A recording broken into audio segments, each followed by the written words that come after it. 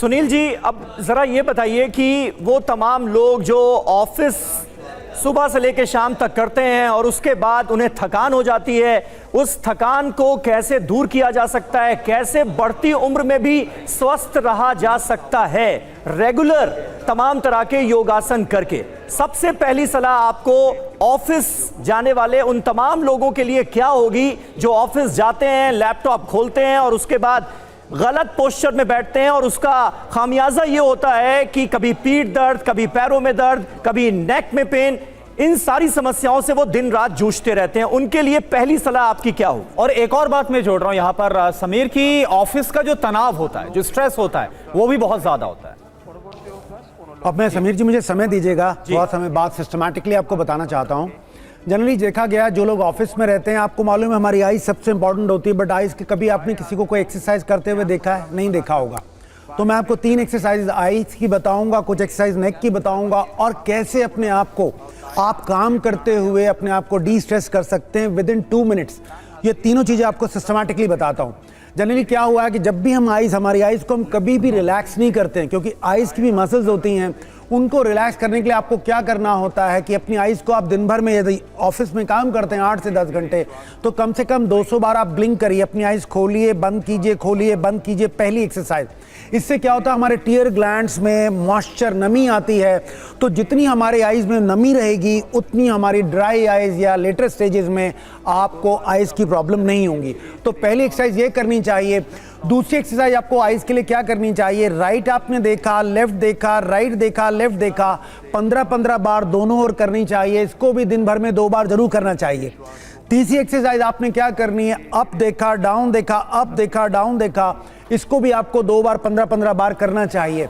इससे क्या होता है, हमारी आइज़ की जितनी मसल्स हैं वहाँ पर ब्लड का सर्कुलेशन फास्टर होता है, उनकी एक्मोडेटिंग एंड फोकसिंग कैपेसिटी बढ़ जाती है। अब आप दूसरी बात, जिनको नेक की बहुत प्रॉब्लम रहती है, जो मैं बताने जा रहा हूँ वो भी देखिए, उससे बड़ा आपको लाभ होगा जी। जब भी आपको नेक की प्रॉब्लम होती है, मैं आपको बहुत शानदार एक स्ट्रेच बताने जा रहा हूँ जो ऑलवेज आपको काम आएगा। आपने इस तरह से अपने हैंड्स को क्रॉस किया, अपनी कॉलर बोन को नीचे की ओर स्ट्रेच किया और अपनी गर्दन को पीछे की ओर बेंड कर लिया। आपने क्या करना है, अपोजिट फोर्स लगानी है। कॉलर बोन को नीचे की ओर स्ट्रेच किया, गर्दन को पीछे की ओर बेंड किया, और आपने क्या करना है, इस अवस्था में कम से कम 1 से 1.5 मिनट आप रहिए। आप देखेंगे आपको इंस्टेंटली लाभ मिलेगा, आपको बहुत अच्छा लगेगा। पहले एक्सरसाइज नंबर 1 फॉर नेक, बहुत अच्छी एक्सरसाइज है। स्ट्रेच कीजिए, गर्दन को बेंड कर लीजिए, आइज क्लोज कीजिए और इस पोजीशन में रहिए, और अब मेंटली ये बार बार अपने को कमांड दीजिए कि बाय डूइंग दिस एक्सरसाइज मेरी जो नेक है वो धीरे धीरे रिलीज हो रही है, वहां पर जो टॉक्सिन्स है वो रिलीज हो रहे हैं, जो स्ट्रेस है वो रिलीज हो रही है। पहली एक्सरसाइज। दूसरी एक्सरसाइज आपने क्या करनी है, आपने लेफ्ट हैंड को इस तरह से पीछे की ओर लेके जाना है, राइट हैंड को आपने क्या करना है, अपने हेड को आगे की ओर बेंड करते हुए आपने इस तरह से स्ट्रेच करना है राइट साइड की ओर, 30 सेकंड्स होल्ड करना है। इसी प्रकार से दूसरी ओर जाके भी आपने इस तरह से करना है। नंबर 2। नंबर 3 आपने क्या करना है, इस एक्सरसाइज को भी दोनों बार आपको कम से कम 3-4 बार कर लीजिए। थर्ड एंड फाइनली एक्सरसाइज भी बहुत लाभप्रद है। आपने क्या करना है, लेफ्ट साइड को बेंड किया, स्ट्रेच किया, मैक्सिमम स्ट्रेच किया, लेकिन इसमें इंपॉर्टेंट बात आपने क्या करनी है, अपने शोल्डर को नीचे की ओर स्ट्रेच करना है और अपनी नेक को अपोजिट स्ट्रेच करना है। जब आप शोल्डर को नीचे की ओर स्ट्रेच करेंगे, नेक को अपोजिट स्ट्रेच करेंगे, तो जो स्पाज्म बन जाते हैं नेक में वो दूर हो जाएंगे।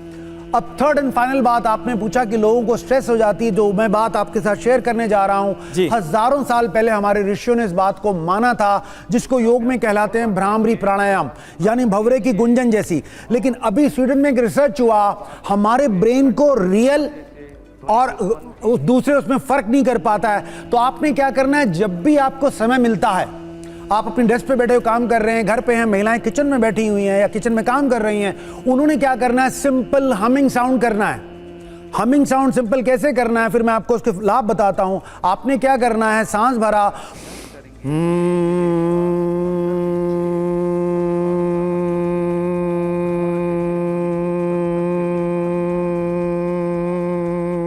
आप कंटिन्यूसली इसको करिए, 3 से 5 मिनट करिए। वाइल ड्राइविंग आप कर सकते हैं, अपने डेस्क पे बैठे हुए कर सकते हैं। इससे क्या होता है, बार बार हमिंग साउंड से क्या होता है कि हमारा थायराइड पैराथायराइड ग्लैंड एक्टिवेट होता है, जो हमारे मेटाबॉलिज्म को हाई रखता है। बार बार हमिंग साउंड करने से क्या होता है, हमारी वेगस नर्व एक्टिवेट होती है, जो हमारे स्ट्रेस, एंजाइटी, डिप्रेशन को कम करती है, हार्ट बीट को कम करती है, ब्लड प्रेशर को लो करती है। ये साइंटिफिकली बात मैं आपको बता रहा हूं। और तीसरी, अबव ऑल, जब भी आप हमिंग साउंड करते हैं तो आपके ब्रेन के न्यूरॉन्स को सूदिंग इफेक्ट मिलता है। तो इसको आप कहीं भी कर सकते हैं। अगर आपके पास समय है तो आप भ्रामरी प्राणायाम कीजिए, यदि आपके पास समय नहीं है तो आप गाड़ी ड्राइव करते हुए अपने डेस्क पे बैठे हुए इसको 3 से 5 मिनट करिए। और विशेषकर जब आप रात को सोने से पहले वज्रासन में बैठ जाएं। योग का ये एक आसन है जो आप खाना खाने के बाद कर सकते हैं, और इसमें आपने दोनों हाथ इस तरह से ज्ञान मुद्रा में रख के और हमिंग साउंड कंटिन्यूसली करते हैं तो आपकी साउंड स्लीप आएगी, स्ट्रेस, एंजाइटी धीरे धीरे आपके जीवन से दूर हो जाएगी। और ये कितनी देर तक करना है सोने से पहले? 3 to 5 मिनट्स। यदि आपके पास समय है तो प्रोलॉन्ग करिए, 10 मिनट करिए। धीरे धीरे क्या होगा, एवरीडे प्रैक्टिस करने से क्या होगा, आपका जो ब्रेन है वो रेस्ट एंड डाइजेशन मोड में चला जाएगा। दोनों हेमिस्फेयर में, लेफ्ट एंड राइट में काउंटर बैलेंस होगा।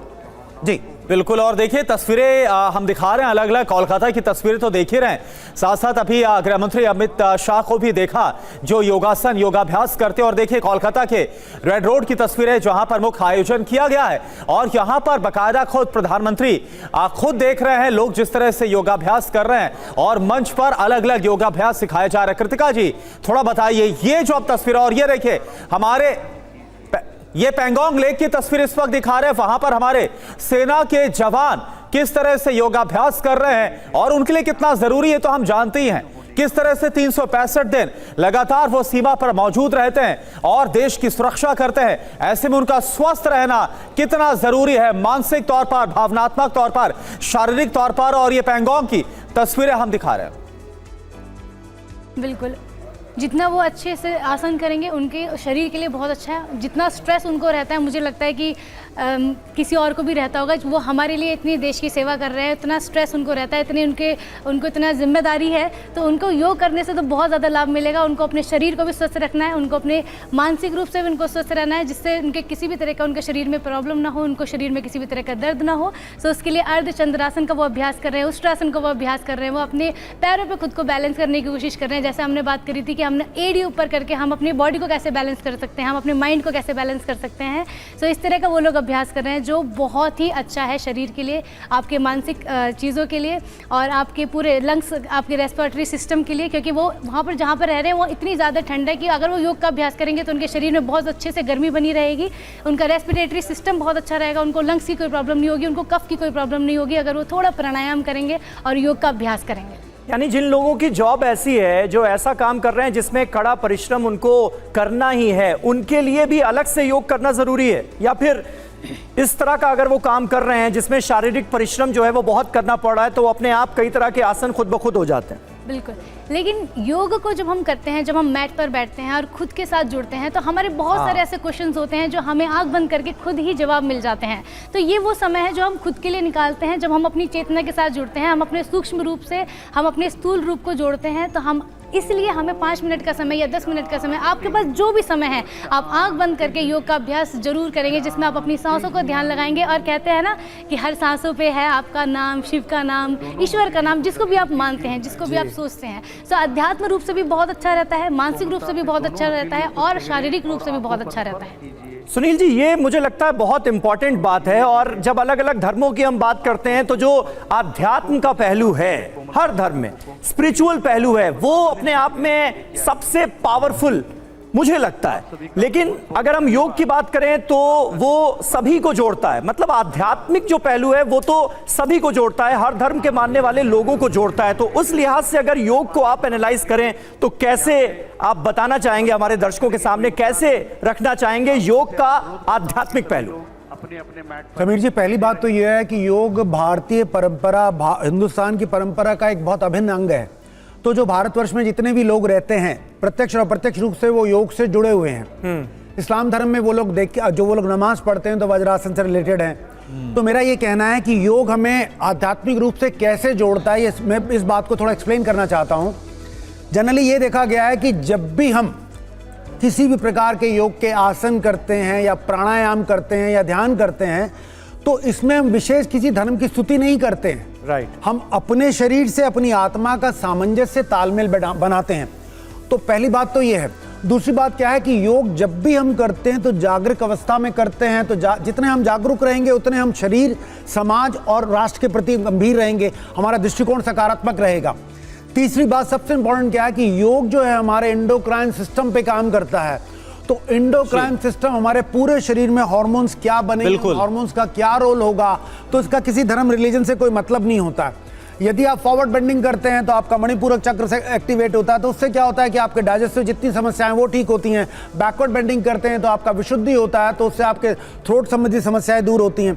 तो अध्यात्म के पहलू में मैं ये कहना चाहता हूं कि जो लोग भी योग को अलग करते हुए कि एक विशेष धर्म का है, तो मैं इसके आपको ये कहना चाहता हूं, जब शुरुआत में हम ओम मंत्र ध्यान करते हैं तो आप किसी भी धर्म परंपरा को मानते हो, अपने उस बीज मंत्र को आप ध्यान करें। यदि आप अल्लाह को मानते हैं, अल्लाह करें, उसमें कोई प्रॉब्लम नहीं है, क्योंकि योग कहीं बाध्यता नहीं है।